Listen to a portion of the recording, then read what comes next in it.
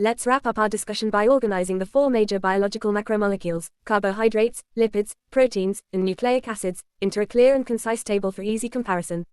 Carbohydrates are organic compounds made of sugar units like glucose. They consist of the elements carbon, hydrogen, and oxygen. These molecules serve as the main source of energy for living organisms and also contribute to structural components.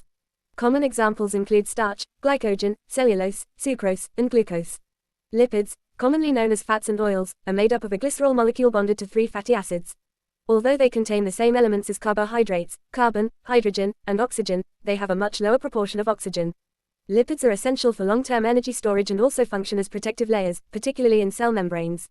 Examples include phospholipids, steroids, vegetable oils, and animal fats. Proteins are built from amino acids, over 20 types, which link together to form long chains. These molecules are composed of carbon, hydrogen, oxygen, nitrogen, and sometimes sulfur or phosphorus. Proteins perform a wide range of functions, from building tissues like muscles and bones to regulating biochemical reactions as enzymes.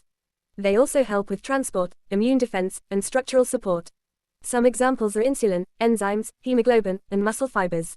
Nucleic acids are made of nucleotides, each consisting of a phosphate group, a 5-carbon sugar, and a nitrogenous base. They include the elements carbon, hydrogen, oxygen, nitrogen, and phosphorus. Their primary role is to carry and transmit genetic information, with DNA and RNA being the 2 main types.